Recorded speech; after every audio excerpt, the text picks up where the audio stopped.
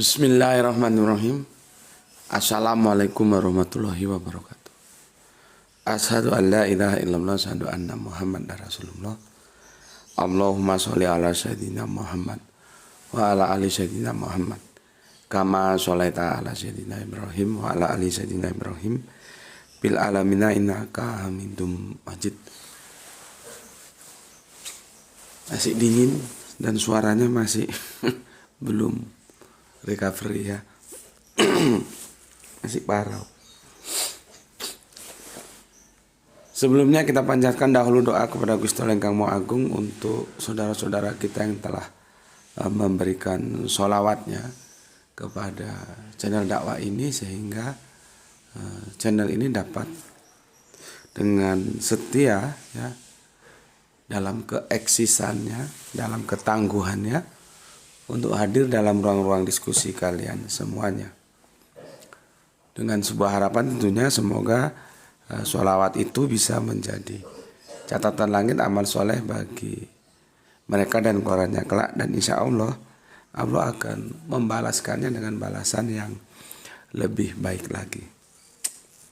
Sebentar, tak minum kopi dulu, kok parau banget suaranya. Bismillahirrahmanirrahim.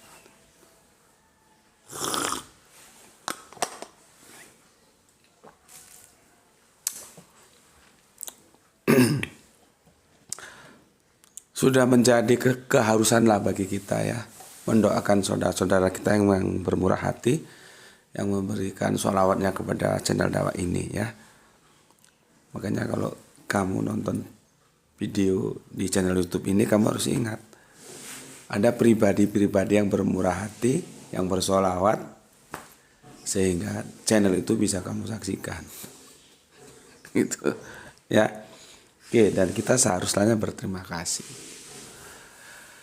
Berikutnya untuk seluruh viewer terkasihku dimanapun kalian berada, di mancanegara, di dalam negeri, semoga selalu always dan tidak pernah never tetap tumbuh menjadi yang anti skip dan anti download. Untuk yang berkenan silahkan saja di share linknya ya, linknya. Jadi jangan diunduh, dipotong-potong lalu diunggah ulang. Jangan begitu. Berikutnya lagi, aku tidak bisa sebutkan satu persatu. Matur nuwun, terima kasih atas doa-doa baik kalian semuanya. Dan semoga kebaikan doa itu juga Gusti Allah Agung curahkan untukmu.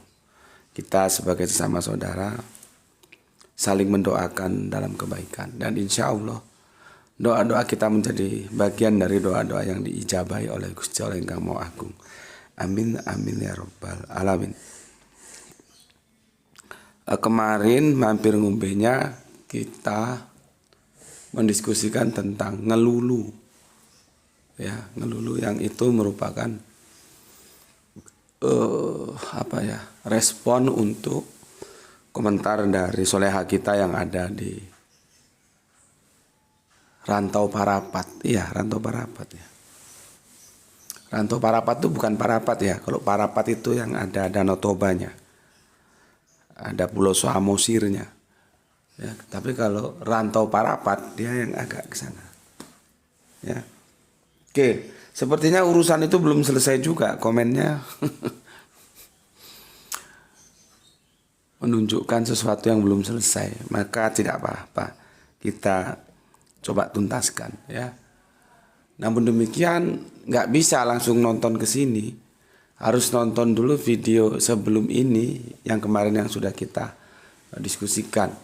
Jadi kalau ada viewer langsung masuk ke bagian dari cerita tentang ngelulu yang mau kita diskusikan ini, ya nggak nyambung, ya bingung dia.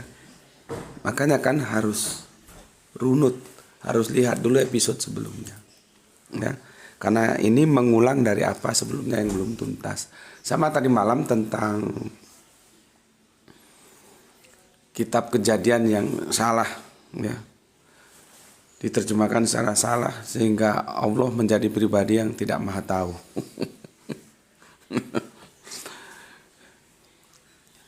Seharusnya Allah kan tahu apa yang ada di dalam hati. Cuman yang penulis Bible-nya itu juga gimana dia bisa tahu apa yang ada di dalam hatinya Sarah. Ya. Oke, jadi ini hampir satu warna lah ya. Kemarin juga mengulangi lagi karena dirasa belum tuntas, dan ini juga kita mengulangi lagi. Tajuknya aku bikin gini aja ya. Ini menukil dari kata-kata bagus saudara kita, semua orang kenal dia lah ya, Mike Tyson. Tentunya dengan sedikit merubah ya. Tuhan menghukummu dengan memberikan semua yang kau inginkan. Originalnya begitu.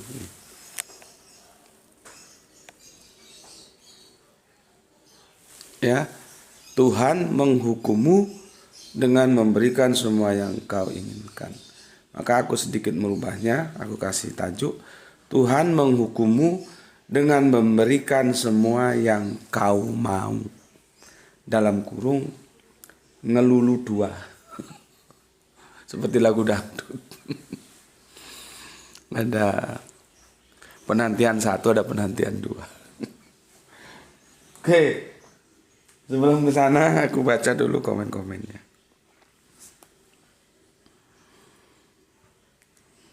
Pertama dari soleha kita Gispati.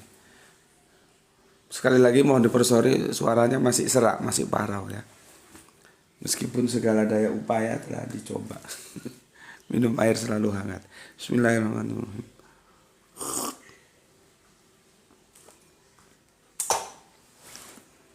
Oke.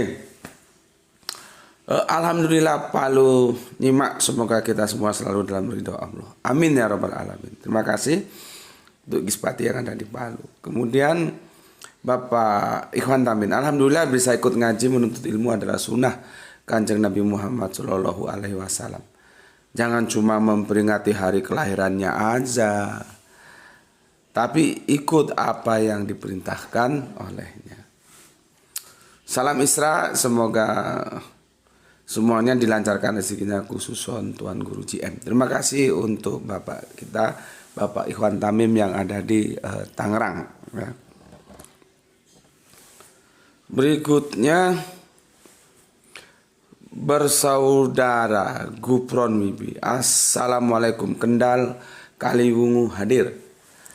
Yang sempurna Islam, yang benar Islam, yang rasional Islam, yang diridhoi Allah Subhanahu wa taala Islam. Semoga GM dan keluarga diberkahi oleh Allah Subhanahu wa taala. Amin amin ya rabbal alamin. Oke, tapi saranku jangan sekedar jargon ya. Jargonnya yang sempurna Islam, tapi nggak mampu menjelaskan di mana kesempurnaan Islam itu. Yang benar Islam, tapi nggak mampu secara akademis menjelaskan bagaimana kebenaran Islam itu. Yang rasional Islam, tapi tidak mampu menjelaskan di mana rasionalitas Islam itu. Yang diridhoi Allah Islam juga tidak mampu menjelaskan bagaimana ceritanya Islam itu diridhoi Allah. Nah, supaya mampu semua itu tadi yang aku bilang, disitulah perlunya belajar. Gitu loh. Belajar untuk cari tahu, supaya kita tahu dengan cara mencontoh. Kalau orang-orang yang beragamanya meniru aja nggak mampu. Seperti kemarin kan aku bilang, yang dia bilang apa itu tentang puasa sunnah, apa katanya kemarin itu ya. Jadi niru para sahabat gitu, itu sudah paling benar. Itu kan orang goblok. Karena dia beragamanya meniru, tidak mencontoh. Suruh menjelaskan yang gini-gini nggak mampu dia. Karena masih levelnya, tapi yang enggak apa-apalah, lumayan. Daripada juga kafir, daripada murtad. Tapi mbok ya jangan gitu terus. Berubah dari meniru menjadi mencontoh. Kalau mencontoh itu tahu duduk perkaranya. Lah kalau dia mau bantah itu tentang puasa, lalu bagaimana kita menjelaskan bahwa ketika Kanjeng Nabi ditanya, mengapa ya Rasulullah kok berpuasa di hari Senin? Rasulullah menjawab, karena hari Senin itu aku dilahirkan. Gampang kan? Logis kan? Artinya Rasulullah mendidik kita-kita ini, you puasa dong sebagai tanda you bersyukur di hari kelahiranmu. Seperti gue berpuasa di hari kelahiran gue. Kan gitu maksudnya. Tapi kalau ada, karena hadisnya itu memang banyak. Kalau ada yang mau Senin Kemis, ya silahkan. Gitu loh. Tapi jangan menganggap bahwa itu suatu kebenaran yang mutlak. Kalau itu kebenaran yang mutlak, yang lain salah, tolong jelaskan tentang hadis ini. Ketika Kanjeng Nabi ditanya, kenapa engkau ya Rasulullah puasa di hari Senin? Kan gitu. Jadi yang model-model begitu, yang otak setengah tiang, otak fotokopi, nggak usah masuk sini lah. Karena apa? Ketika kita berlari dengan kecepatan kendaraan 100 km per jam, dia cuman 40 km per jam. Kata orang Jawa, gandol. Lebih baik dia cari channel-channel lain. Di sini channelnya orang yang punya rasio. Ini untuk siapa saja ini? Untuk yang Kristen, untuk yang Islam, untuk yang nggak punya agama juga. Kalau rasionya setengah tiang atau rasio fotokopi, nggak usah masuk sini lah, nggak usah. Ya, nah untuk bisa begini, yang sempurna Islam, yang benar Islam, yang rasional Islam, yang diridhai Allah Islam. Jangan hanya pada tingkat jargon, tapi tingkat kemampuan menjelaskan kepada yang lain. Seperti kemarin yang aku sudah jelaskan. Basiru itu menjelaskan, tapi ada yang menerjemahkan kabar gembira. Nadiron itu nanti gandengannya, ya. Paham di sini? Oke, untuk Kang Mas bersaudara Gufron Wibi, semoga bisa paham. Jadi jangan hanya terperangkap oleh jargon, tapi tidak mampu menjelaskan jargon itu kepada yang lain. Ya. Terima kasih. Berikutnya, wah ini ibu guru kita ini kok tumben masuk. Kumaha Pak Wartos nak? Bu guru? Nak? Kumaha? Kok lama nggak masuk, ini tumben masuk kamu. Assalamualaikum warahmatullahi wabarakatuh. Selalu hadir untuk menyimak. Semangat, sehat terus ya Akang Guru. Ini bu guru kita Neti Anggra ini, ya, pahlawan tanpa tanda jasa, ibu guru kita. Atur nuhun sadayana, bu guru. Berikutnya Kang Mas Denny Rebaru, ini saudara Kristen kita. Setiap firman Allah yang sudah disampaikan kepada para nabi dan tertulis di kitabnya, pasti ada maksud dan tujuannya sesuai rancangan Allah. Dan tidak mungkin firman yang sama diturunkan lagi dengan pertentangan dan penafsiran yang berbeda-beda. Kalau penafsiran itu tidak aku bahas ya. Karena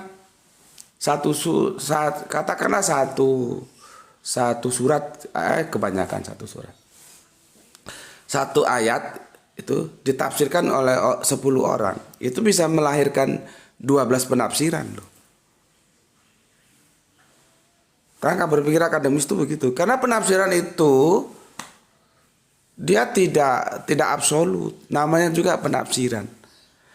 Tafsir itu bisa berarti penjelas, bisa berarti kira-kira. Ini kira-kira maksudnya apa ini gitu. Jadi dia tidak absolut. Misalkan dia masuk ke warung Padang, nah, teksnya itu begitu, dia masuk ke warung Padang.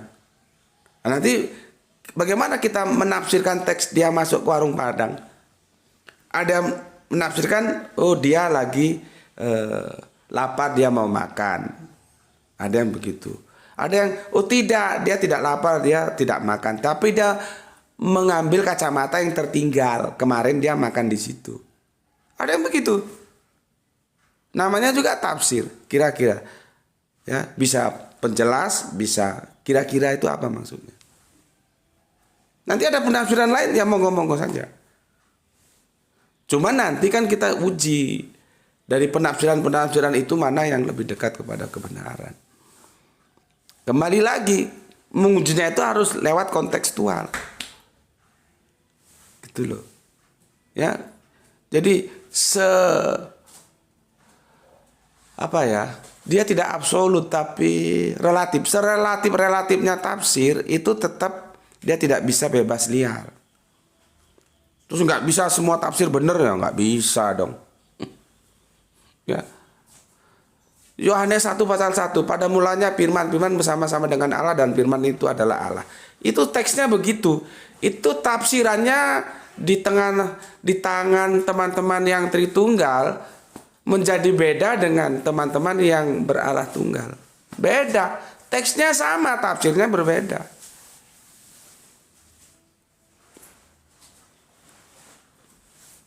Dan berikutnya, tidak semua teks-teks itu perlu penafsiran. Kalau dalam perspektif Al-Quran ada yang mukamat, ada yang mutasabihat. Yang perlu penafsiran itu yang mutasabihat. Kalau dia sudah kuantitatif, diikat dengan yang kualitatif lagi, itu sudah tidak perlu penafsiran. Ya, oke, itu penafsiran ya. Jadi aku ulangi lagi, satu surat atau satu ayat lah kalau kebanyakan satu surat. Satu ayat ditafsirkan oleh 10 penafsir, itu bisa menghasilkan 12 tafsiran. Padahal penafsirnya 10. Gitu. Ya. Oke. Yang tertarik ini mau dikomentari yang begini loh. Setiap firman Allah yang sudah disampaikan pada para nabi dan tertulis di kitabnya pasti ada maksud dan tujuannya sesuai rancangan Allah. Iya, agree, setuju. Ya. Dan tidak mungkin firman yang sama diturunkan lagi dengan pertentangan. Sampai situ aja ya, pertentangan. Penafsirannya sudah Sudah aku jelaskan tadi. Ya, dengan pertentangan. Maka aku katakan, kitab suci itu kan berjalan dalam lintasan waktu yang panjang. Katakanlah perjanjian lama itu panjang loh itu. Berapa abad itu kalau dihitung sampai sekarang. Baru nanti diikuti perjanjian baru. Baru ada perjanjian terakhir. Aku cara pandangku holistik. Kalau kamu parsial, jelas gak ketemu. Bawa sampai kiamat, sampai mampus nggak ketemu. Aku holistik karena Islam holistik. Dia menerima seluruh kitab. Nah kalau Kristen kan tidak holistik. Dia hanya menerima perjanjian baru. Sama dengan Yahudi juga tidak holistik. Dia hanya menerima perjanjian lama. Kenabian juga begitu. Islam menerima semua nabi. Jadi semua nabi-nabi itu nabi-nabi kami juga. Kami tidak parsial. Sementara kekristenan parsial, dia tidak menerima Kanjeng Nabi Muhammad. Begitu juga Yahudi parsial, dia sama sekali tidak menerima Kanjeng Nabi Isa. Jadi kerangka berpikir yang presa posisinya sudah tidak sama, itu nggak mungkin ketemu. Gitu loh. Ya, maka penjelasanku begini. Adakah jaminan dalam lintasan berabad-abad waktu itu tidak terjadi kontaminasi dalam firman Allah itu? Kalau firman Allah semuanya dari yang dulu sampai yang sekarang, dari perjanjian lama, perjanjian baru, perjanjian terakhir ya, dari mulai Torah, Injil dan Al-Quran, ini sama-sama original, ya pasti ketemu, tidak ada perbedaan. Yang masalahnya dalam lintasan waktu perjanjian lama, perjanjian baru, ini terkontaminasi tidak. Orang kemarin kita sudah bahas malam-malam di kajian utama kita. Kitab Kejadian 12 ya. Tentang Sarah itu. Kejadian 18 ayat yang 12 dan 13. Itu aja bermasalah. Jadi kesimpulan ini bisa asal dijamin. Tapi kan nggak ada jaminan dan ternyata benar telah terkontaminasi. Gitu loh ya. Maka kan ada yang tanya, berarti Allah tidak mampu menjaga firman-Nya? Ya mampulah. Masa Allah tidak mau? Mampu. Dengan cara apa? Dengan cara menurunkan yang berikutnya. Nah, Al-Quran ini sebetulnya itu intipati dari kitab-kitab pendahulunya. Kami bisa menerima itu karena kami holistik. Bagi Kristen dan Yahudi yang parsial, yang tidak bisa. Jadi sebetulnya Kristen ini hanya ngikuti copy pastenya Yahudi saja. Yahudi menolak Isa, Kristen menolak Kanjeng Nabi Muhammad. Copy paste aja. Yahudi menolak Injil, ya. Kristen menolak Al-Quran. Sama saja.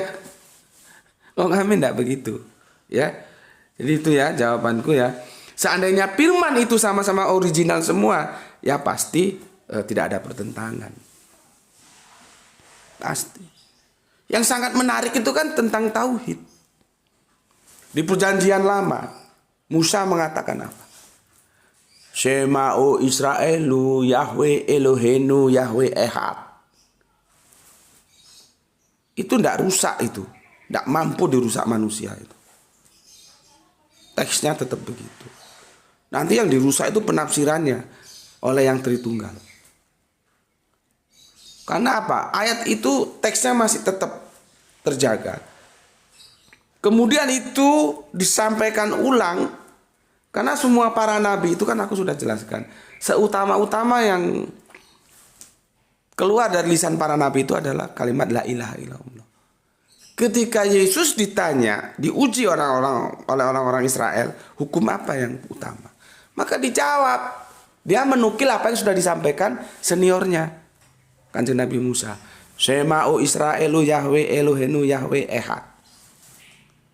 Yang masalahnya di tangan Tritunggal penafsiran Ehad sudah berubah. Ini kejahatannya. Karena aku sudah bilang tadi, penafsiran itu menjadi relatif seperti itu. Nah, untuk menguji apakah tafsiran Ehad itu benar-benar seperti apa yang dipahami Tritunggal, kembalikan bagaimana Israel memahaminya. Karena itu adalah Yahudi, di mana bangsa Israel yang punya bahasa tentang Ehad itu apa. Nah, faktanya orang Israel nggak mengenal Tritunggal. Itu cara menguji penafsiran. Berarti penafsiran Ehad itu adalah kesatuan dari 1, 2, 3. Itu nol besar. Ini teman-teman Tritunggal tentunya berat menerima penjelasan itu. Oke. Berikutnya era Kanjeng Nabi Muhammad. Kul huwallahu ahad. Sama. Kanjeng Nabi Musa ehad, Kanjeng Nabi Isa ehad, Kanjeng Nabi Muhammad ahad.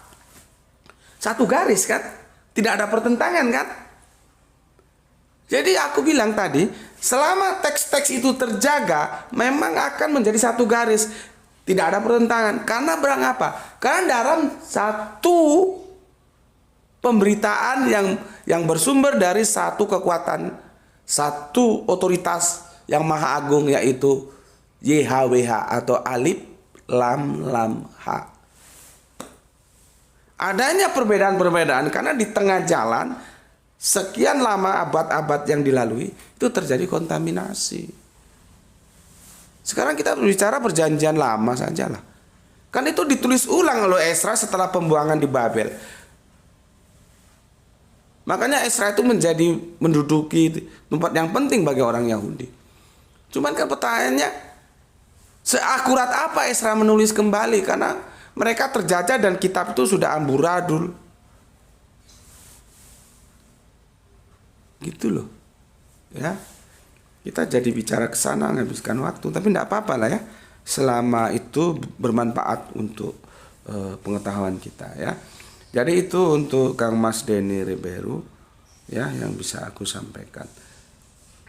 Jadi aku begitu ya. Kalau komentarnya baik siapapun dia ya pasti aku tanggapi. Tapi kalau komentarnya hanya menghujat, hanya menyerang, hanya mencela, hanya menghina, aku tidak mau. Malu aku. Ada yang lebih malu lagi, jijik. Bacanya saja aku jijik. Jijik, tidak mau aku. Kekanak-kanakan. tidak dewasa, itu tidak pantas hadir di ruang-ruang diskusi.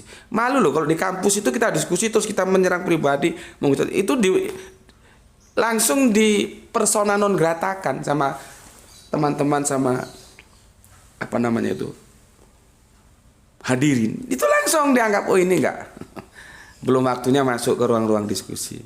Langsung begitu. Cuman kan nggak semua orang tahu, itu hanya nyocot aja bisanya. Kalau orang tahu bagaimana kerangka dia nggak berani, karena dia akan dipersona non gratakan oleh komunitas diskusi itu. Anak kemarin sore sudah masuk ke sini, nggak boleh. Kalau di kampus-kampus itu yang perang argumen bukan sentimen. Tapi kalau dia tidak punya malu, ya anjing itu tidak punya malu. Maka komentarnya ya tidak jauh-jauh dari menghina, menyudutkan, menyerang gitu. Karena dalam kerangka berpikir dasarnya itu sudah ada tujuan yang itu tidak mulia. Pokoknya semua yang di luar dia itu mau dia serang. Bukan diawali, ayo kita belajar bareng yuk. Yang aku tawarkan kan, ayo kita belajar bareng. Gitu. Ya. Maka ini karena Kang Mas Denny Reberu, saudara Kristen kita ini komentarnya bagus, ya aku tanggapi. Satu saat dia jadi anjing, aku juga nggak mau tanggapi. Dan ini berlaku untuk yang Kristen, yang Islam, yang ateis, yang semuanya.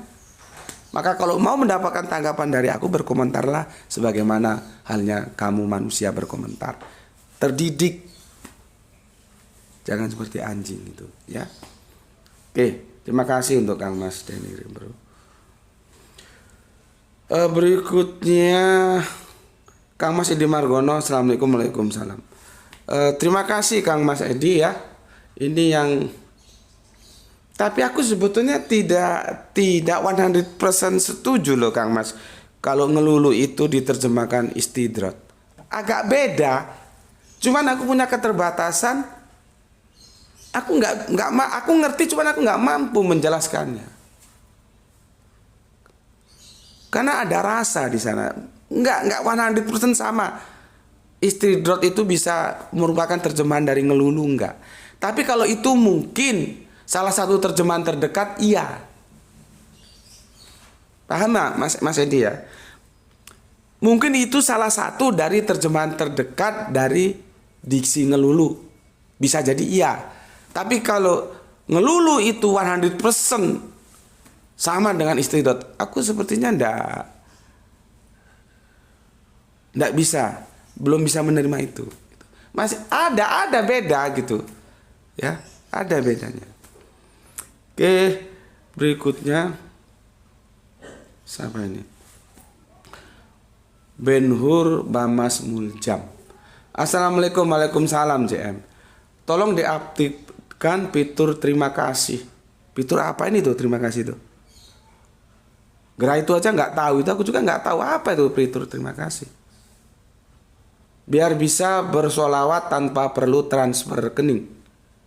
Soalnya saya malas ke ATM. Ini aku ada rencana ya. Insya Allah dalam waktu dekat ini aku akan cari saudaraku yang tukang parkir itu, yang dia aktif mengikuti kajian-kajian kita. Ya. Kan pernah kita angkat menjadi tema kajian mampir ngombe kita. Aku akan cari. Karena waktu aku kan sama teman-teman ngaji itu ya, habis ngaji kita hiburan cari kopi, cari ketan gitu ya. Nah, yang parkir beliau. Nah, aku nggak tahu kan, tiba-tiba beliau salaman, Gus Beti ya, iya. Saya ikuti kajian terus tapi saya cuman SD atau apa gitu, saya nggak berani komentar gitu. Maaf saya kemarin bersolawat 100.000. Itu mau saya cari nanti, insya Allah. Kenapa? Saya tidak sampai hati menerimanya. Tidak sampai hati. Bayangkan, satu kali parkir mobil itu atau sepeda motor itu ya. Sepertinya sama sih kalau di sini ya, mobil sepeda motor itu 2.000. Untuk mendapatkan 100.000 itu perlu berapa kendaraan? Dia punya anak, punya istri yang perlu makan loh. Ya. Jadi aku ini nggak sembarangan menerima. Cuman kan sayangnya kita itu dibatasi hanya ketemu dalam dunia virtual. Kalau seandainya ketemu di darat, aku tidak mau menerima oleh saudara-saudaraku yang memang belum masuk dalam strata yang dia itu sudah layak untuk memberikan sholawat. Benar, ini mau aku cari orangnya. Aku mau apa namanya? Ya, gimana ya? Aku sulit membahasakannya. Ya, nanti ditambahi apa? Karena kalau dia ngerokok ya dikasih rokok, terus uangnya dikembalikan. Tapi ya aku nggak ngomong ini tak kembalikan, ya nggak gitulah, nggak etis kan. Intinya apa? Aku iba dan aku kasihan dan aku tidak pantas menerima itu. Karena aku sudah bilang, silakan kalian bersolawat, karena tidak ada yang gratis. Semua itu perlu. Ya, kata Kang Mas Irfan Al-Akbar sudah ditegaskan, logika tanpa logistik nggak jalan. Maka aku katakan, karena kita hidup ketemu dalam virtual. Aku nggak tahu aktualmu itu seperti apa. Maka aku bilang, silakan bersolawat menurut kemampuanmu masing-masing. Jangan memaksakan diri, karena Allah pun tidak mau. Ya kalau gajah nyumbang gajah, kalau semut nyumbang semut. Gajah nyumbang semut tidak pantas kecuali kamu tidak malu sama Allah. Semut nyumbang gajah tidak boleh sama Allah. Ya. Sahabat Abu Bakar ketika kita mau berangkat perang ini, pasukan-pasukan Islam menyumbangkan seluruh hartanya untuk perang. Perang itu perlu biaya loh. Sejak zaman dulu yang namanya perang itu nggak gratis, perlu biaya. Maka ekonomi negara yang lemah, perangnya mesti kalah. Nggak ada perang gratis itu. Sekarang kalau zaman sekarang berapa harga satu peluru rudal balistik itu? Nah, kalau negaranya kere nggak mampu beli rudal, bagaimana dia mau menang perang? Nggak ada yang gratis. Gitu ya. Dan aku katakan tadi, ya, kajian Nabi kan tidak boleh. Kajian Nabi tak. Lalu bagaimana anak istrimu? Aku serahkan kepada Allah. Tidak boleh. Kalau nggak salah itu maksimal yang boleh diberikan itu, tolong dikoreksi kalau salah, sepertiga atau seberapa gitu. Padahal Abu Bakar akan menyerahkan semuanya. Tidak boleh. Itulah indahnya aturan Islam. Nah, makanya sekarang tergantung kamu punya malu atau enggak. Karena kamu tidak bisa ya lari dari pengetahuan Allah. Allah Maha tahu. Aku nggak tahu. Gitu loh. Kamu apakah gajah, apakah semut? Kamu apakah sudah ada dalam batasan orang yang sudah pantas untuk memberikan sholawat, atau yang di bawah garis marginal sehingga kamu belum pantas lah untuk memberikan sholawat? Itu hanya kalian semua yang tahu. Ya, kalau kamu gajah terus kamu ngasih semut, berarti kamu kan tidak punya malu sama Allah. Kamu yang paling tahu. Jadi nggak usah begini-begini, nggak usah. Kalau kamu tidak mampu ya sudah, tidak usah.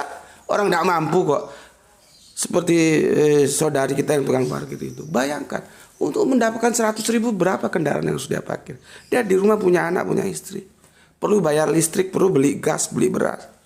Kan nggak sampai hati aku. Makanya aku akan cari. Nah, begitu juga kamu. Nggak usah memaksakan. Ya, nggak usah. Kalau memang nggak mampu, kamu mau belajar aja, itu aku sudah senang. Nanti biar Allah yang menggantikannya. Ya, gitu. Untuk Ben Hur, ya. Jadi itu yang bisa aku jelaskan. Kemudian ini juga pelajaran untuk yang lain, ya. Tidak usah memaksakan, tidak usah. Dan aku juga tidak mau. Ya. Oke, untuk Teguh Irfanuddin, Purwokerto hadir Gus. Saya saja yang Jawa tidak tahu arti kata ngelulu Gus. Lihat ini. Yang Jawa saja tidak tahu arti kata ngelulu. Kemudian Dark Attack, salam Islam rasional dari Rio. Salam Isra, oke, terima kasih. Arif Musinin, Tuban siap hadir Gus, nyimak sebelum berangkat kerja. Oke, terima kasih Kang Arif. Berikutnya Kang Sahran Gipari, baru menyimak malam setelah hujan dari sore hari. Oke, terima kasih. Kang Mas Hermas Edison. Kalteng hadir Gus. Oke, terima kasih untuk 3 jempolnya. Winsara, Gresik hadir nyimak Gus. Ngelulu itu selalu menuruti. Itu menurut saya Gus. Monggo silakan. Selalu menuruti, silakan. Kang Irfan Al Akbar masih nyimak dari Kerinci Jambi. Terima kasih dan semoga sukses dalam karya-karyanya yang ada di Kerinci Jambi ya. Rizal Wahyu Rembang selalu hadir Gus. Oke, terima kasih. Kang Mas Edi Margono ya. Ayat-ayat Al-Quran yang berhubungan dengan ngelulu istidraj diantaranya adalah surat Al-An'am ayat 44 dan Al-Qalam ayat 44. Aku sudah cek yang tepat itu surat Al-An'am Kang Mas. Al-An'am 44. Kalau Al-Qalam ayat 44 itu bukan istidraj itu. Ya, bukan istidraj. Ya mungkin salah ketik ya. Oke, terima kasih untuk Kang Mas Edi Margono. Kemudian saudari kita, soleha kita Lucy Adriana. Assalamualaikum Waalaikumsalam warahmatullahi wabarakatuh. Kang Arif Muksinin 2 kali ya. Ngelulu adalah sikap menyuruh seseorang berbuat melebihi atas yang dia inginkan dengan maksud tersembunyi, melampiaskan kejengkelan atau kemarahan secara halus. Contoh anak pulang larut malam sekitar jam 12. Habis main di rumah temannya. Lalu di depan pintu ada bapaknya berkata, kok nggak sekalian main ke Jakarta saja dan kok nggak pulang jam 3 pagi sekalian. Terima kasih untuk Kang Mas yang ada di Tuban Arif Muksini. Berikutnya Kang Didik nyimak Gus. Oke, terima kasih. Kang Edi Margono ngelulu pembiaran istidraj. Ngelulu itu hanya ditujukan kepada orang yang sudah diperingatkan tapi tidak taat. Oke, betul itu, setuju aku. Ngelulu tidak akan diberikan kepada orang yang belum pernah diperingatkan. Oke, mantap. Setuju. Kang Abdul Muluk di mana ya ini ya asalnya ya. Assalamualaikum Waalaikumsalam izin nyimak Gus ya. Oke, monggo silahkan. Semoga ada manfaat yang diambil dari kajian di sini. Kang El Diablo pas nomor 6 dari KPAD Bandung. Matur nuhun. Septi Kuswanda hadir. Oke. PU 99 Gus, oke. Ya, sudah aku bacakan semua. Sekarang kita fokus kepada komentar soleha kita yang request tentang kajian ini. Ya. Mana tadi? Sebentar, tak cariin. Ini kok lari-lari ini. Nggak tahu aku yang salah baca atau dia yang salah tulis. Tapi enggak apa-apa lah ya. Kita lalui saja itu. Jadi begini katanya. Kurnia Nur Huzaifa. Ini soleha kita ya. Pejabat ini. Peranakan Jawa Batak. Gini katanya. Assalamualaikum tulang. Rantau Parapat hadir. Nah, dia ini di Rantau Parapat. Bukan Parapat ya. Rantau Parapat. Bukan ayat 35, tapi yang ke-38 dan Al-A'raf yang 24. Tentang kata turun yang setelah Adam taubat, di situ masih dijawab Allah, turunlah semua itu. Kan Allah memerintahkan semua Adam, bukan sebagian Adam. Yang artinya Allah mengampuni Adam, tapi Allah memakai kata-kata memerintah tapi artinya melarang. Contoh orang tua melarang memanjat, tapi anak manjat juga. Dan anak nggak bisa turun dan minta tolong untuk diturunkan, orang tua marah, ya manjat terus yang tinggi. Padahal orang tua menolong juga. Itulah maksud ayat di atas. Apa nggak begitu tulang? Soalnya Adam minta ampun tapi masih disuruh turun semua. Dan terima kasih jawabannya. Oke. Berarti bukan yang 35 ya. Nggak tahu aku yang salah baca apa kamu salah tulis. Ya mungkin akulah yang salah baca gitu aja gampang ya. Oke. Ternyata yang kamu permasalahkan surat Al-Baqarah ayat yang ke-38 yang 24. Ini kan begini. Intinya ini seperti ini ya. Mana tadi? Adam kan minta ampun, tapi masih disuruh turun semua. Nah, Sekarang kamu pada posisi yang sudah bisa menerima yang aku katakan ya. Pertama ada Adam, ada anak Adam. Itu sudah kita kaji ada beberapa seri itu. Adam siapa? Mereka. Adam itu bukan manusia pertama. Tapi Adam adalah manusia pertama. Hati-hati kalimatku. Adam itu bukan manusia pertama, tapi Adam adalah manusia pertama. Ya, artinya banyak Adam. Ya kan? Ini sepertinya kamu sudah bisa terima di sini ya. Jadi bukan seperti kekristenan, Adamnya itu cuma satu doang. Enggak bisa begitu. Sama dengan nyamuk. Apakah Allah itu hanya bikin nyamuk di Afrika terus dia menyebar ke seluruh dunia, termasuk ke Indonesia gitu? Kan enggak. Mesti nyamuk itu disebar, ada nyamuk Afrika, ada nyamuk Asia, mesti begitu. Begitu juga manusia, enggak mungkin hanya satu di pulau mana gitu atau di benua mana, enggak. Jadi ada Adam Eropa, ada Adam Asia, ada Adam Afrika begitu. Itu sudah aku jelaskan lah ya, sudah aku jelaskan. Gitu. Oke. Berikutnya, apa itu Adam, apa itu anak Adam? Aku sudah jelaskan juga, aku review dulu ini ya. Adam itu diciptakan dari nafsin wahidatin. Yaitu raw materialnya adalah nafsin wahidatin itu, satu bahan yang sama. Sedangkan anak Adam, raw materialnya itu karena sudah ada manusia adalah sperma dan sel telur. Sperma bapak kita, sel telur ibu kita. Itu nanti anak-anak Adam. Seperti kita ini raw materialnya tidak sama dengan Adam. Kita ini anak Adam. Pahami dulu ya. Kita ini anak Adam, bukan Adam. Oke. Nah, sekarang yang menarik lagi, kamu sudah ngerti bahwa Adam itu bukan manusia pertama. Ya.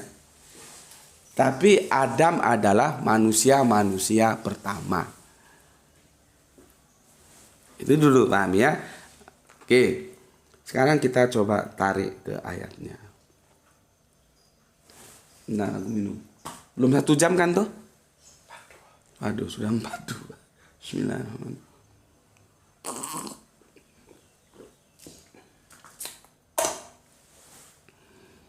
Oke ya, sesuai dengan tajuk kita, Tuhan menghukummu dengan memberikan semua yang kau mau. Oke. Sebelum nonton yang ini, tonton dulu sebelumnya ya, supaya nggak terputus. Kalau terputus, kalian nggak ngerti duduk permasalahannya di mana. Jadi soleha kita ini, dia dijelaskan oleh gurunya bahwa ayat-ayat yang dimaksud tadi itu ngelulu. Kalau aku bilang tidak ngelulu. Ya, tidak melulu. Kita lihat teksnya, kan begini. Surat Al-Baqarah, kita harus lihat satu ayat ke atas ya. Surat Al-Baqarah ayat yang 37. Tapi inti yang kita bahas yang 38 sesuai yang disampaikan oleh soleha kita ini ya, dari Rantau Parapat Kurnia Nur Huzaifa. Nggak tahu panggilannya Kurnia atau Nur atau Huzaifa. Biasanya di daerah sana itu yang populer itu nama Nur. Aku baca yang 37. Kemudian Adam menerima beberapa kalimat dari Tuhannya. Ya. Lalu dia pun menerima tobatnya. Siapa dia? Allah. Tobatnya siapa? Tobatnya Adam. Sungguh Allah Maha penerima tobat, Maha penyayang. Oke, aku jelaskan dulu.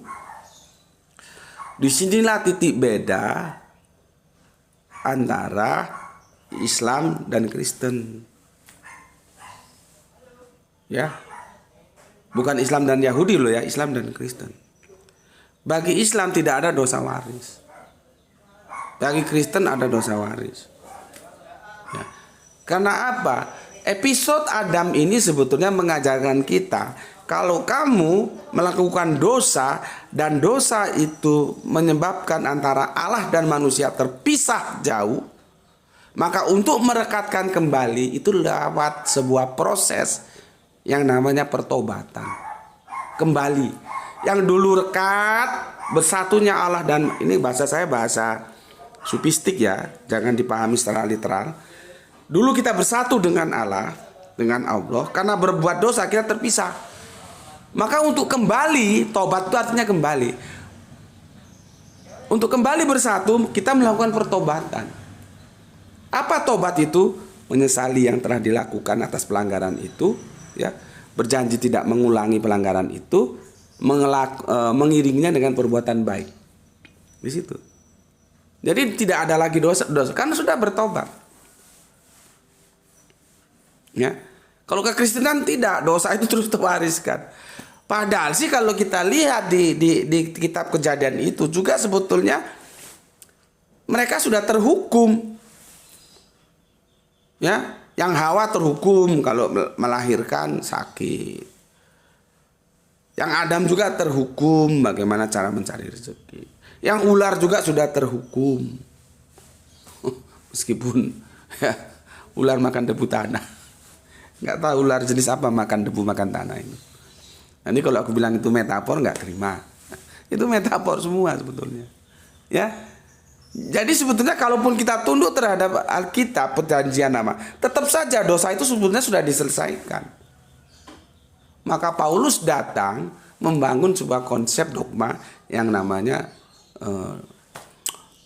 soteriologi salib karena ada dosa waris. Itu Paulus punya pemikiran. Ya. Oke, itu pahamin dulu ya. Yang jadi masalah, Adam kan sudah bertobat. Kok disuruh turun lagi? Seharusnya kan sudah tidak dihukum. Nah, kan itu yang dipertanyakan. Sebetulnya sudah tak jelaskan kok ya. Nggak tahu si Nur ini apa nggak memperhatikan atau gimana. Coba aku jelaskan sekali lagi. Lihat di situ ada kata jami'ah. Kul nabitu. Kemudian ada ya kul nabitu ya setelah ayat yang ke-37 sekarang yang ke-38. Turunlah kamu semua. Kul nabitu, turunlah kamu semua. Ya. Semua itu berarti jama'. Setelah kita bahas lewat domir ya, bahwa Adam itu jama', tidak tunggal, dipertegas dengan kata di sini tekstual jami'ah, semua jama'. Berarti Adam itu bukan manusia pertama, tapi Adam adalah manusia pertama. Clear ya di sini ya. Jadi jamak. Ya. Kami berfirman, turunlah kamu semua dari surga, kemudian jika benar-benar datang petunjuk kepada kami, maka barang siapa yang mengikuti petunjukku, tidak ada rasa takut pada mereka, dan mereka tidak bersedih hati. Yang jadi masalah kan, lo kan sudah bertobat. Maka solusi yang aku tawarkan, Adam itu jami'ah banyak.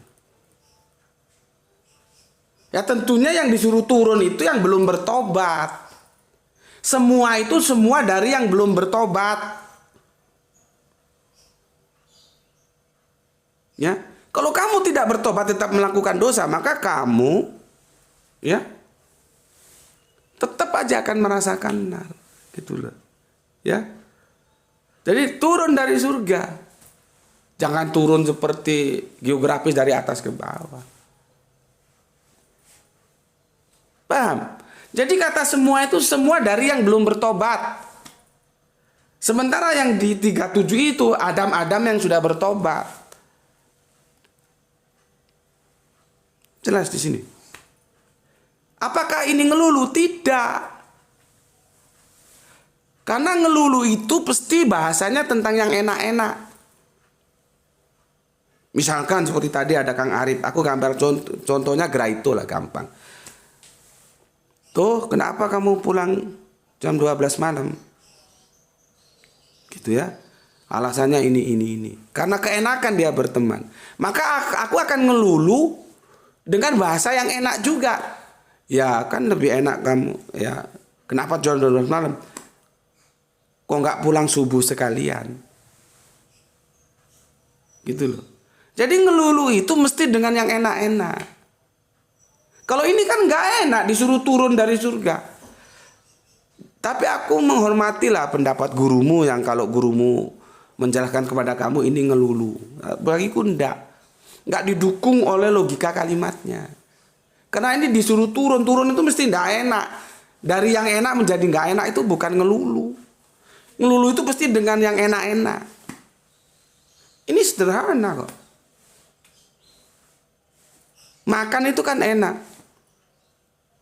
Mamaknya bikin jajanan goreng pisang. Anak pertama masuk. Saking enaknya dimakan itu pisang goreng. Mamaknya marah, adiknya nggak dibagi. Sudah kamu makan aja semua itu pisang goreng. Nah itu ngelulu. Kan enak makan itu. Kalau sudah jangan kamu makan itu pisang goreng. Kan nggak enak. Itu nggak ngelulu.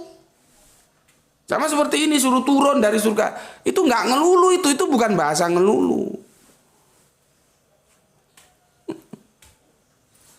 Jelas nggak di sini? Ya. Oke, sekarang kita ke surat Al-A'rafnya. Ya. Juga begitu, kita tidak bisa langsung ke surat 7 yang 24, kita ke yang 23 dulu. Sama ini, substansinya sama, urutannya juga sama. Keduanya, sebetulnya ini keduanya ini ada nggak sih ya? Ya Tuhan kami telah menzolimi diri kami sendiri. Jika Engkau tidak mengampuni kami dan memberi rahmat kepada kami, niscaya kami termasuk orang-orang yang merugi. Jadi gitu, kalau berdoa gitu kan kita harus merendahkan hak diri kita kepada Allah. Masa mau, ya Allah maafin lah kemarin gak sengaja gue. Masa begitu? Kan enggak. Mesti merendahkan diri seperti ini. Lihat kalimatnya itu. Ya, ya Tuhan kami telah menjalimi diri. Ada pengakuan. Kami salah menjalimi diri kami sendiri. Jadi berbuat dosa itu sebetulnya menjalimi dirinya sendiri. Pengakuan itu keluar. Ya. Jika Engkau tidak mengampuni kami dan memberi rahmat kepada kami, niscaya kami termasuk orang-orang yang merugi. Etikanya terbangun. Ini bertobat itu begitu. Jangan bertobat, maafin gue ya. Kan kemarin cuma dikit dosanya. Masa bertobat begitu? Ya, oke, clear ya. Di surat Al-A'raf yang 23. Kita masuk ke yang 24. Berfirmanlah ya Allah itu, turunlah kamu akan saling bermusuhan satu sama lain. Disuruh turun kan, nggak disuruh naik. Turun itu nggak enak. Maka sama seperti tadi, nggak mungkin ini ngelulu. Logika kalimatnya nggak kena, dia menjadi out of the topic, tidak kontekstual. Nggak mungkin ini ngelulu. Karena apa? Disuruh nggak enak. Turun dari itu kan nggak enak. Yang namanya ngelulu, aku ulang lagi, mesti yang enak-enak. Orang makan nggak nggak disisakan, dihabisi teman-temannya, adik-adiknya nggak disisai. Sudah kamu makan semua, kan enak makan. Nggak mungkin jangan makan semua, itu nggak ngelulu, itu ngelarang. Meskipun sulit ya, ngelulu itu sebetulnya juga ngelarang, cuman dia pakai bahasa retorika, gitu loh. Ya, oke. Lihat ini, surat ke-7 ayat yang 24. Turunlah kamu akan saling bermusuhan.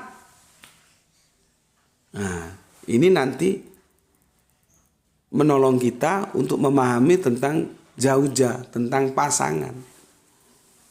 Di mana? Di surga. Yang dipahami bidadari, dan bidadari itu cewek dan perawan terus karena ada mutoharotun.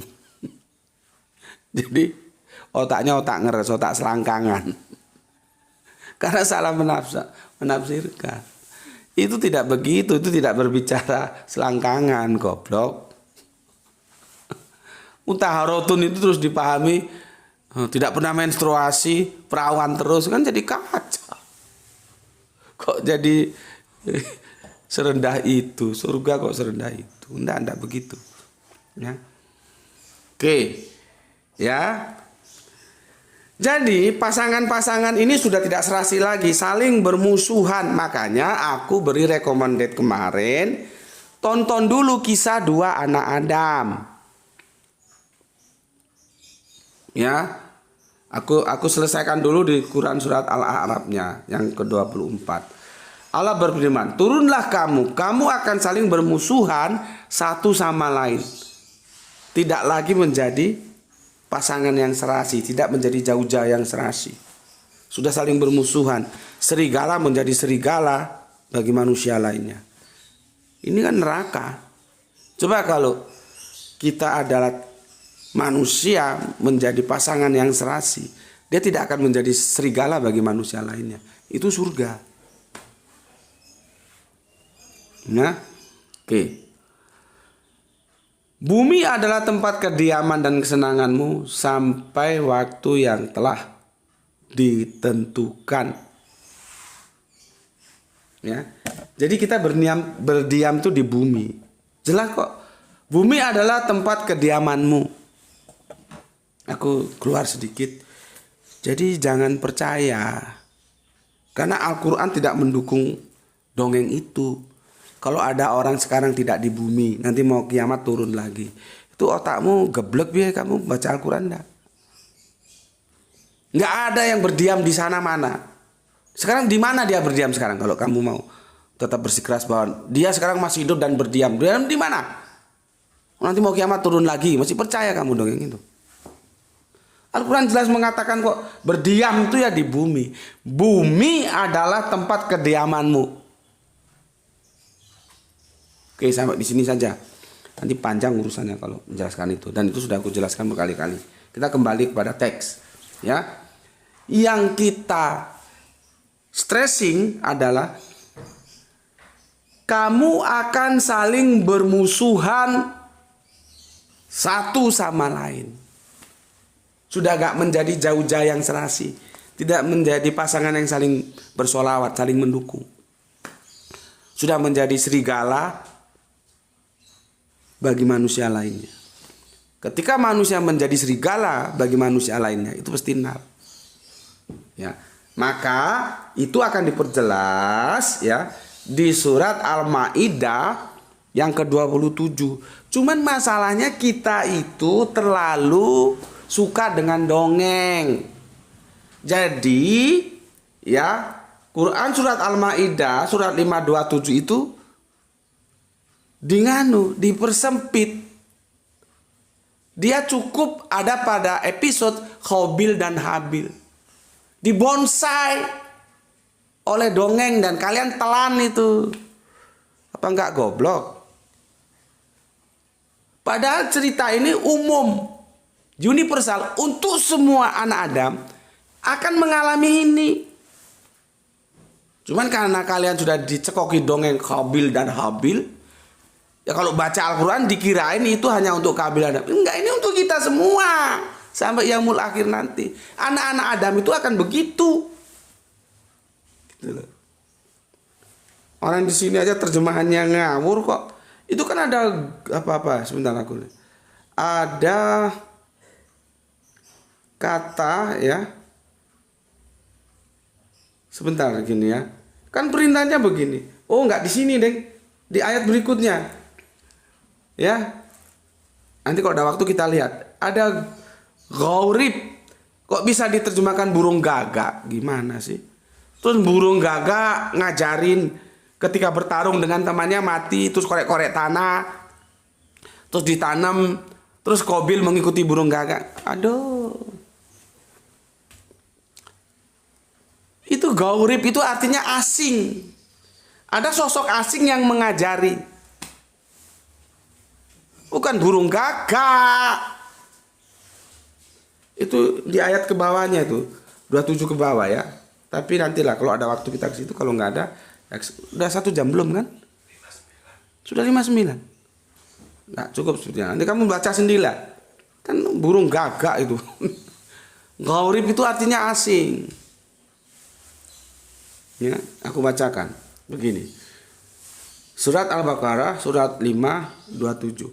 Dan ceritakanlah, siapa yang disuruh? Kanjeng Nabi Muhammad.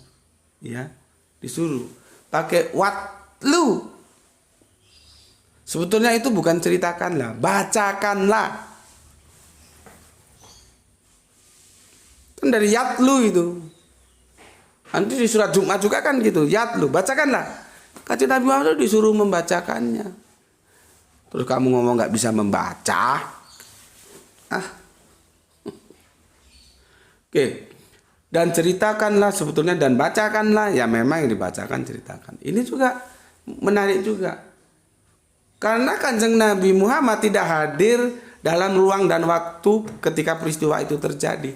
Bagaimana kalau Kanjeng Nabi Muhammad bisa membacakan cerita itu? Karena Kanjeng Nabi Muhammad diberitahu oleh yang Maha Tahu, yaitu siapa? Alif lam lam ha, gitu loh. Nah, kalau teman-teman Kristen heran, bagaimana ini peristiwanya kan lebih dulu, penyalipan ini baru 6 abad kemudian, masa Muhammad tahu? Nabi Muhammad nggak tahu. Terus bagaimana dia bisa menjadi tahu? Karena dikasih tahu oleh yang Maha Tahu, gitu loh. Logika berpikirnya begitu. Peristiwa penyalipan itu kan 6 abad kemudian baru dibantah lewat Al-Quran oleh Kanjeng Nabi Muhammad yang diberikan firman. Dari siapa? Dari yang Maha Tahu. Jadi kadang-kadang kalau membaca logika teman-teman Kristen itu, kita harus bisa menjelaskan begitu. Tapi Muhammad itu tidak tahu. Ada kok di salah satu ayat itu bahwa pada waktu itu kamu tidak hadir di situ. Ditegaskan. Kanjeng Nabi Muhammad itu enggak. Kan Kanjeng Nabi Muhammad itu kan 6 ke 7 Masehi. Ini berbicara berabad-abad ke belakang. Bagaimana bisa? Ya bisa saja karena diberitahu, dibimbing oleh yang Maha Tahu, gitu loh. Ya. Oke. Dan ceritakanlah yang sebenarnya kepada mereka tentang kisah 2 putra Adam. Ya. Ketika keduanya mempersembahkan kurban, maka kurban salah seorang dari mereka berdua dalam kurung Habil. Nah, di sini masalahnya. Habil itu tidak muncul loh ya di original teksnya ya. Hati-hati. Ojo goblok we, baca itu original teksnya, enggak muncul itu. Itu dalam kurung. Ya. Diterima dan dari yang lainnya Qabil. Qabil juga enggak muncul. Itu dalam kurung. Itu yang bilang dongeng itu. Ya. Dia Qabil berkata, "Sungguh aku pasti membunuhmu." Dia Habil berkata, "Sesungguhnya Allah hanya menerima dari orang yang bertakwa." Ayat ini sebetulnya tidak berbicara antara Qabil dan Habil. Ayat ini universal. Anak Adam nanti itu sesuai dengan ayat 7 yang ke-24 ya, saling bermusuhan dan sekarang bisa kita lihat terjadinya peperangan, terjadinya pertengkaran di antara anak-anak Adam, terjadinya perebutan saling menguasai. Itu karena kita semua itu tidak mau hidup dalam satu hukum Allah yang sama. Jadi jadilah serigala bagi manusia lainnya.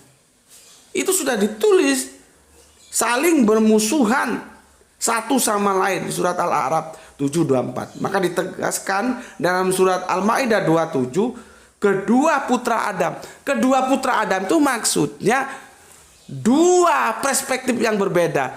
Yang satu perspektifnya itu pembangkang, yang satu perspektifnya yang menurut. Satu taat, satu ingkar. Kalian pilih mau masuk dalam barisan yang taat atau yang ingkar. Allah tidak pernah paksa. Karena apa? Kan sudah dijelaskan di surat An-Nahl bahwa engkau dilahirkan dari perut ibumu dalam tidak punya pengetahuan apapun. Kamu belum bisa untuk membedakan mana ingkar mana taat.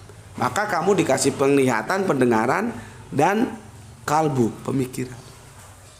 Lewat pendidikan. Sehingga kamu bisa membedakan ini ingkar, ini taat. Nah, sekarang anak Adam ini ada dua barisan ingkar, ada yang satunya barisan ingkar, satu barisan taat. Jadi jangan dipahami satu personal Qabil dan Habil saja. Ini untuk kita semua. Bahwa sekarang kita kondisi memilih. Kan lu sudah dikasih penglihatan, sudah dikasih pendengaran, sudah dikasih khalq. Yang ini semua menjurus kepada akal, rasio. Lu punya otak sekarang. Tinggal terserah lu. Allah kagak paksa-paksa. Tetapi ingat, setiap pilihan menanggung resikonya sendiri-sendiri. You mau taat silahkan, mau ingkar silahkan. Tapi resikonya harus ditanggung sendiri-sendiri. Ada resiko tertentu. Kamu taat ada resikonya, kamu ingkar ada resikonya. Itu maksudnya ayat 57 itu. Ayat 27 dari surat yang kelima. Itu bersinergi dengan surat Al-A'raf ayat yang 24. Bahwa turunlah kamu akan saling bermusuhan. Kita akan menjadi saling bermusuhan. Jauh-jauhnya sudah nggak sehat. Nanti kalau kita sudah sama-sama masuk ke dalam jannah, kita menjadi jauh-jauh yang sehat. Jauh-jauh yang sehat itulah kita menjadi bidadari bagi lainnya. Nah, ini mulai terkuat ini ya. Bagaimana cara memahami hurin bidadari. Kalau di dunia ini enggak, karena enggak taat semua pada hukum Allah, maka bahwa manusia itu akan menjadi serigala bagi manusia lainnya. Di surga tadi nanti tidak, jauh-jauhnya sehat. Di sini jauh-jauhnya enggak sehat. Di surga nanti manusia itu akan menjadi pasangan yang baik. Manusia itu akan menjadi bidadari bagi manusia lainnya. Tidak ada iri, tidak ada dengki, tidak ada hasad, hasut, gesek, gosok, gasak. Enggak ada. Ini kebetulan. Nah, nanti ketika aku menjelaskan bidadari, kalian mereview ke ini. Makanya kajianku itu kan saling terkait dia. Ya, oke. Sudah aku jelaskan ya, maka nggak benar Nur bahwa itu ngelulu, nggak benar. Tapi kalau guru Al-Quran mengatakan itu ngelulu, ya silakan saja. Karena jelas kok disuruh nggak enak kok. Turunlah kamu. Turun itu kan gak enak. Padahal ngelulu itu pasti yang enak-enak. Makanya aku nukil tajuk kajian kita ini seperti apa yang dikatakan Mike Tyson. Maka Tuhan menghukummu dengan memberikan semua yang kau mau. Dalam kurung ngelulu 2. Kalau kemarin ngelulu 1. Ya, oke, itu yang bisa aku sampaikan di akhir pekan ini. Ya, semoga menjadi akhir pekan yang membahagiakan. Jangan lupa apabila kau pergi menikmati akhir pekanmu bersama siapa saja, begitu masuk waktu sholat carilah tempat sholat. Entah itu langgar, entah itu masjid. Laksanakan dulu sholat, setelah itu silakan mau jalan-jalan kemana lagi, silakan dilanjut. Berikutnya apabila kau makan, ajaklah semua yang kamu ajak itu makan makanan yang sama dan di atas meja yang sama. Lu jangan sombong. Lu sama pembantu lu mati juga sama-sama masuk tanah. Jadi jangan gue majikan gue makan di meja ini dan makanannya ini, itu pembantu harus di meja sana dan makanannya seperti itu. Jangan begitu. Akhlak Islam tidak begitu. Jadi apa gunanya lu ngaku-ngaku Islam, KTP Islam, kelakuanmu bejat? Itu namanya sombong. Seharusnya kamu mensyukuri, ya Allah, Engkau telah lebihkan aku finansial secara ekonomi, maka aku akan mengasihi mereka yang sedang diuji dengan kekurangan. Begitu, perlakukan mereka secara manusiawi. Ya, kalau sekarang kan kita lihat di sini kan daerah wisata sini. Tuannya makan enak-enak sama anaknya sama cucunya, sementara pembantunya nongkrong sama supirnya nongkrong di bawah pohon. Itu bajingan otak binatang itu. Nggak punya peri kemanusiaan. Allah nggak suka begitu. Ya, sama-sama manusia. Cuman yang satu dilebihkan, yang satu dikurangkan. Ya supaya apa? Supaya terjadi ketergantungan, supaya kehidupan itu jalan. Karena kalau semua kaya, siapa yang mau disuruh? Kalau semua kere, siapa yang mau menyuruh? Gitu. Ya, oke. Silakan menikmati akhir pekannya. Aku ingatkan untuk saudara-saudaraku yang ada dimanapun, jaga Allah, jaga Kanjeng Nabi, jaga Al-Quran, jaga Islam dalam bingkai hatimu, tapi tetap memberi hormat kepada saudara-saudara kita yang lain. Ya, oke. Aku tegaskan sekali lagi untuk Nur. Ya, kalau kamu mau mengikuti apa yang disampaikan guru Al-Quranmu, terserah, tidak ada masalah. Ya, monggo-monggo saja. Tapi kalau kamu tanya sama aku tidak setuju dengan guru Al-Quranmu, itu bukan dalam episode ngelulu dengan argumentasi yang sudah aku sampaikan. Ya, tidak apa-apa, silakan saja kamu milih ikut yang mana. Ya, oke. Semoga kita semua mendapatkan keberuntungan, rezeki yang barokah dan kesehatan yang prima. Sesama saudara kita saling mendoakan kebaikan dan semoga doa-doa kita termasuk doa yang ijabai oleh Gusti Allah Ingkang Maha Agung. Bismillahirrahmanirrahim. Alhamdulillahirabbil alamin.